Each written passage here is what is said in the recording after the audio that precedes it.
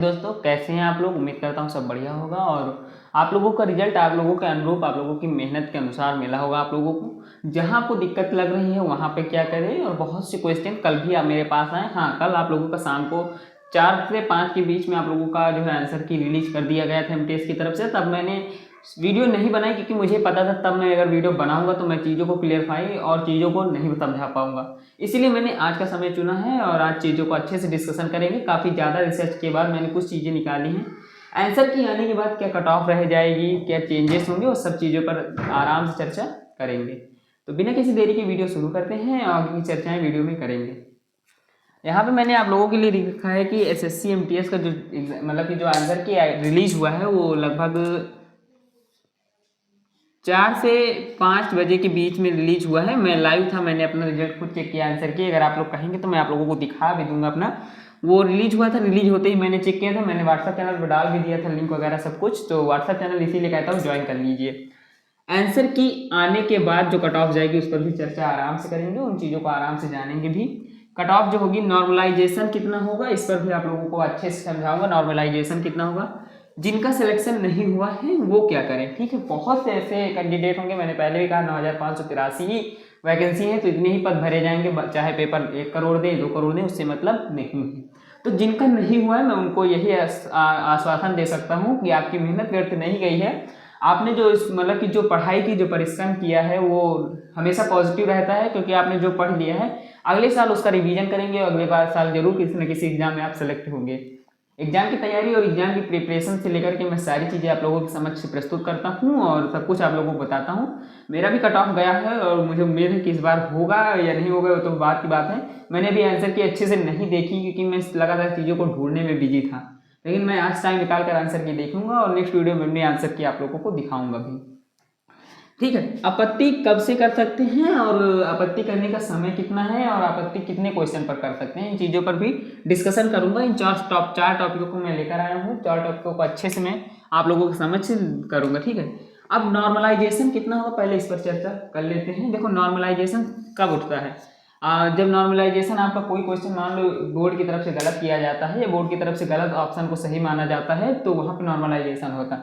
2 तरह का होता है, या तो आपने उस ऑप्शन को क्लिक किया हो, ऑप्शन अगर आपने छुआ है, ऑप्शन टच किया है आपने, चाहे रॉन्ग ही किया है, अगर रॉन्ग ही किया है तब भी आपको नंबर मिलेगा। ठीक है, लेकिन अगर आपने ऑप्शन टच किया है तब मिलेगा नंबर, अगर नहीं टच किया है तो आपको नंबर नहीं मिलेगा। अगर उस क्वेश्चन पर आपत्ति उठती है तो हाँ, बोर्ड को लगता है कि क्वेश्चन नंबर 2 हमारा जो है वो गलत है, क्वेश्चन नंबर 2 मैंने गलत ऑप्शन को सही माना है, तो उस 2 क्वेश्चन नंबर को सबको बराबर नंबर दिए जाएंगे। अगर 4 नंबर का क्वेश्चन होगा तो 4 नंबर सबको दे दिए जाएंगे। उन लोगों को दिया जाएगा जिन्होंने ऑप्शन को टच किया है, उन लोगों को नहीं दिया जाएगा जिन्होंने ऑप्शन को टच नहीं किया है। तो इस हिसाब से मैं कह सकता हूँ कि आपने अगर ऑप्शन टच किया है तो नॉर्मलाइजेशन के हकदार है, अगर नहीं किया तो नहीं होगा। मैं ये भी जानता हूँ लगभग 6 से 7 या 6 से 7 क्वेश्चन ऐसे होंगे जिन पर नॉर्मलाइजेशन 2 से 3 दिन में निकल आएगा। उसके बाद का जो होगा नॉर्मलाइजेशन के बाद का अलग स्कोर होगा, तो उसको भी मैं अच्छे से आप लोगों को कोशिश करूँगा बताने का। जिनका सिलेक्शन नहीं हुआ वो क्या करें। जिनका सिलेक्शन नहीं हुआ है आप लोगों के पास तमाम ऑप्शन है। एमटीएस की तैयारी एक ऐसी तैयारी है जिसके बाद आपका बेसिक तो मजबूत हो ही जाता है। ठीक है भाई, बेसिक मजबूत हो जाता है तो आप लोगों का एनटीपीसी आ रहा है तो एनटीपीसी की तैयारी शुरू कर दीजिए।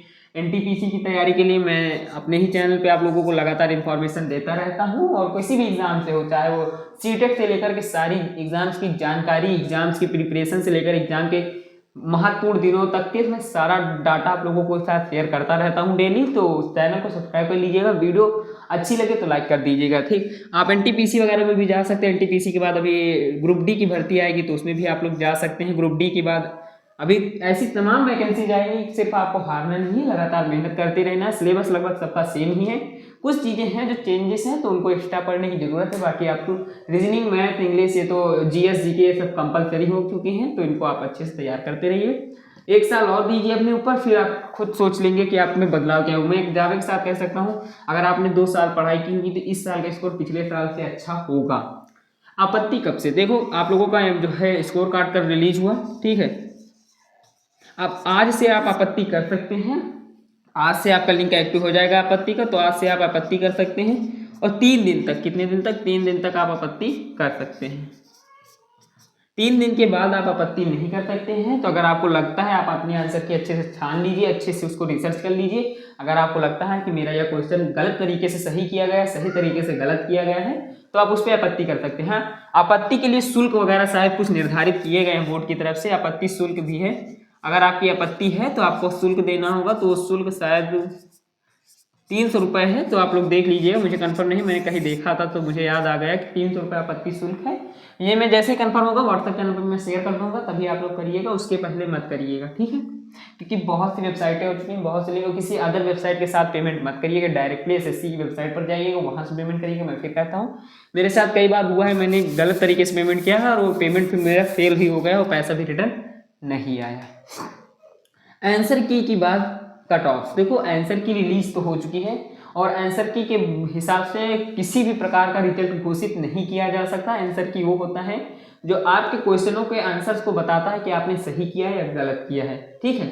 आंसर की रिलीज तो हो चुकी है, रिजल्ट भी आप लोगों का 25 जनवरी तक आ जाएगा। तो उसके बाद ही ये कहना तय होगा कि हाँ आप किसका। लेकिन जो आंसर की रुझान होते हैं, मैंने लगभग, मेरे साथ जितने MTS के एग्जाम दिए थे, लगभग 300 विद्यार्थी हैं जो मेरे साथ पढ़ते हैं, उन्होंने उनके आंसर चीज को मिलाया है और उनके हिसाब से जो मैंने कट ऑफ बताया है वो चीज आप लोग जान लीजिए। 300+ विद्यार्थी हैं जो मेरे साथ पढ़ते हैं, ठीक है, जिनको मतलब कि ये नहीं पता है कि मैं ये चीज़ें करता हूँ, उनसे मैंने उनका रिजल्ट लिया है। रिजल्ट मैंने नहीं लिया, मेरे सर ने लिया है और रिजल्ट लेकर उन्होंने एक कट ऑफ तैयार की है, ठीक है। उस कट ऑफ के बारे में अगर मैं जानकारी दूँ आप लोगों को, तो उस कट ऑफ के बारे में आप लोगों को बताता हूँ। सबसे पहले मैं आप लोगों के लिए यहाँ पे जनरल सबसे, ठीक है, फिर SC हो गया आपका, फिर ST हो गया, OBC, EWS और PWD, ठीक है।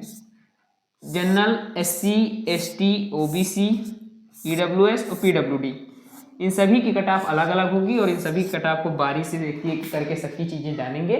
तो 1 मिनट रुकिए, मैं थोड़ा आता हूँ, क्योंकि जो मैंने तैयार किया था वो दूर रखा हुआ है अभी।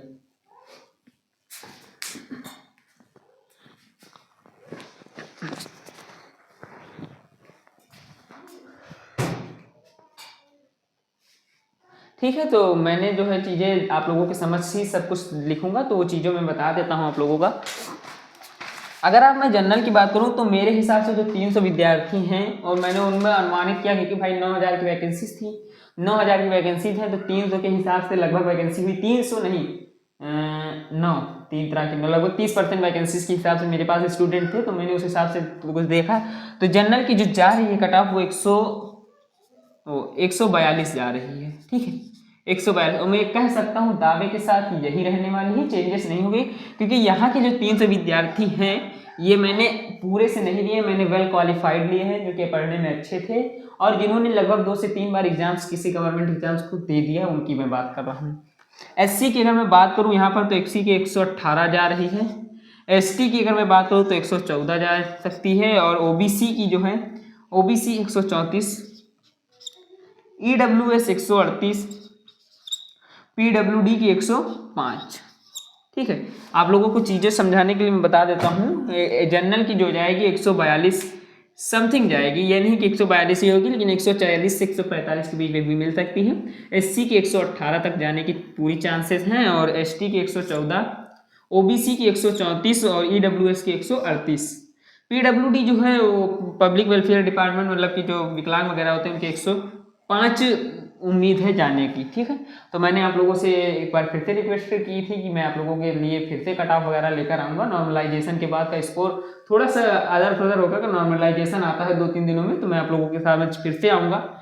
इस वीडियो के साथ साथ मैं लगातार इस चैनल पे CGL, MTS हो जाए, CTET हो गया, RRB हो गई या किसी भी अन्य वैकेंसीज हो गई जो कि प्राइवेट सेक्टर हो या गवर्नमेंट सेक्टर हो, लगातार उसकी तैयारी के बारे में बताया जा रहा है और चीज़ों को विधिवत तरीके से फुल डिटेल्स में बताया जाता है। वैकेंसीज के बारे में सारी जानकारी दी जाती है, सब्जेक्ट से लेकर के फॉर्म कब तक भरे जाएंगे, कौन कौन भर सकता है, और कोशिश यही रहती है कि आप लोगों के सामने 1-2 फॉर्म भरे जाएं। तो बहुत जल्द इसके लिए भी मैं आप लोगों को अग्रेसित करूंगा। तो मिलूंगा नेक्स्ट वीडियो में, तब तक के लिए धन्यवाद।